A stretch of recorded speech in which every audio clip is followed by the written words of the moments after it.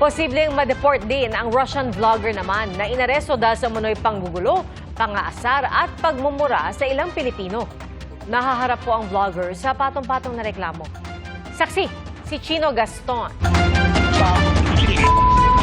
Paparazzi! Paparazzi! Nang aasar, akmang tatangay ng motorsiklo ng gwardiya. Lingin mo.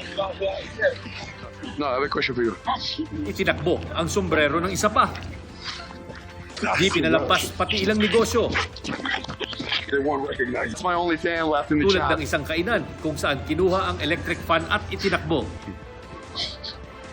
Pati nga sa Boracay, nangaasar din ang vlogger. There we're going to be practicing in 5 minutes to understand how to take off the cords using our knees.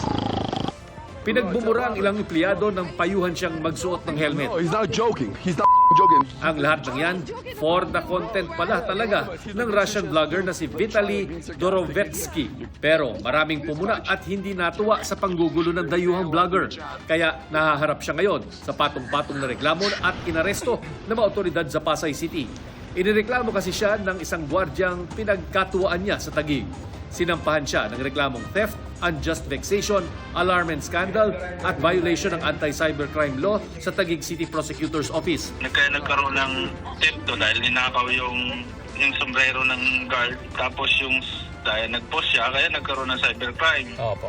Then ito, yung mga guard, parang inaasar niya meron na mga alarm na scandal, nag-create siya ng doon.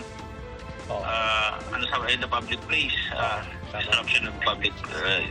Sa pahayag ng Bonifacio Global City, sinabing nakipagtulungan sila sa mga otoridad at gumagawa na ng mga kailangang legal na hakbang para tugunan ang sitwasyon. Pero kahit sa pag-aresto, tila walang ipinapakitang pagsisisi ang vlogger ayon sa Bureau of Immigration. Habang kinakausap ng otoridad, panay ang ngiti at umaakto pa siyang humahalik sa direksyon ng kamera. Bagamat haharap din sa deportation proceeding, hindi muna siya pauuwiin hanggang di nadidesisyonan ang reklamong isinampa laban sa kanya o kung aabot ito sa kaso. Kung siya po ay mapatunayan na meron siyang mga kasalanan dito sa bansa, sa ating mga local courts, at siya po ay sintensyahan ng local courts ng pagkakakulong, kailangan tapusin niya po muna yung sentensya niya dito sa Pilipinas, sa ating mga local jails, before we can implement the deportation. Halos tiyak naman ang deportation dahil sa paglabag niya sa mga panuntunan ng Bureau of Immigration para sa mga dayuhan. Nakita natin yung mga acts niya doon sa mga pinost niya sa social media ay talagang disruptive at hindi kumbaga katanggap-tanggap sa ating society. Kaya ito po lahat ng checklists, kumbaga tick box for being an undesirable alien, chinikan na niya. Sa isang pahayag, pinasalamatan ng Department of Tourism ang mga law enforcement agencies at BI sa kanilang mabilis na aksyon laban sa vlogger. Base naman sa mga nakalap na impormasyon ng immigration, dati na ring naaresto sa iba pang mga bansa ang dayuhang vlogger dahil din sa mga pangaasar at panggugulo niya.